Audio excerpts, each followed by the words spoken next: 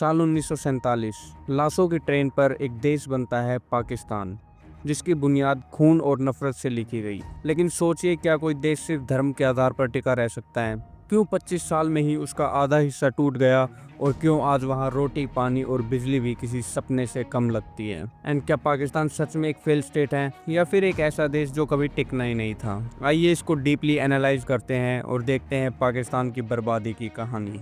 पाकिस्तान की जब नींव रखी गई थी तो वो एक ही लाइन पर रखी गई थी कि हिंदू और मुस्लिम साथ में नहीं रह सकते। मोहम्मद अली जिन्ना ने यह सपना दिखाया कि एक ऐसा देश होगा जहां पर सिर्फ मुसलमानों की चलेगी, लेकिन रियलिटी बहुत अलग थी। एक ही मुल्क के दो हिस्से हो जाते हैं, पूर्वी पाकिस्तान और पश्चिमी पाकिस्तान। दोनों की भाषाएं अलग, संस्कृति अलग और सोच अलग।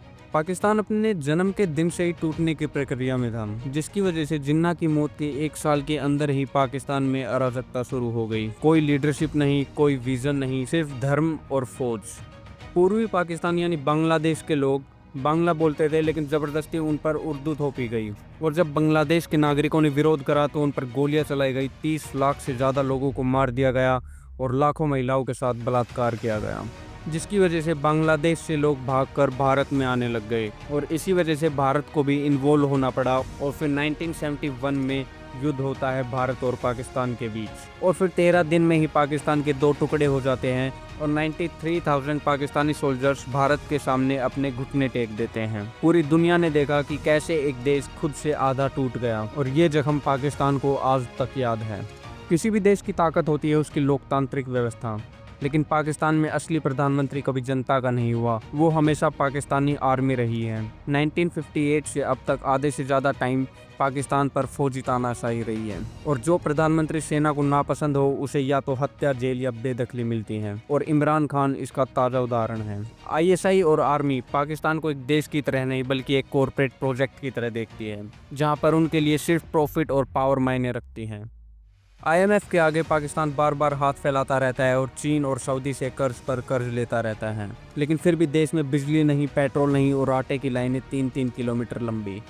पाकिस्तान एक न्यूक्लियर पावर तो है, लेकिन वो अपने ही देशवासियों को रोटी नहीं दे पा रहा है। पाकिस्तान की GDP गिरती जा रही है, महंगाई आसमान पर है और युवा बेरोजगार है, और वो एक तरीके से टेररिज्म की तरफ बढ़ता जा रहा है। एंड इसके बावजूद इनके सपने हैं कि ये गजवाई हिंद करेंगे। बलूचिस्तान, सिंध, खैबर, हर जगह से आवाज़ आ रही है, हमें आज़ादी चाहिए। बलूच नेता खुलेआम कहते हैं कि हमें पाकिस्तान से नहीं, हमें अपने हक से प्यार है। आतंकवाद ने पाकिस्तान को अंदर से खोखला करके रख दिया है। TTP, लश्कर, जैश, तालिबान, ये सब एक टाइम बॉम्ब की तरह हैं जो कभी भी फट सकते हैं। तो सवाल ये नहीं कि पाकिस्तान एक फेल स्टेट है, सवाल ये है कि कब आधिकारिक रूप से पाकिस्तान का दी एंड माना जाएगा। क्या बलूचिस्तान अलग होगा?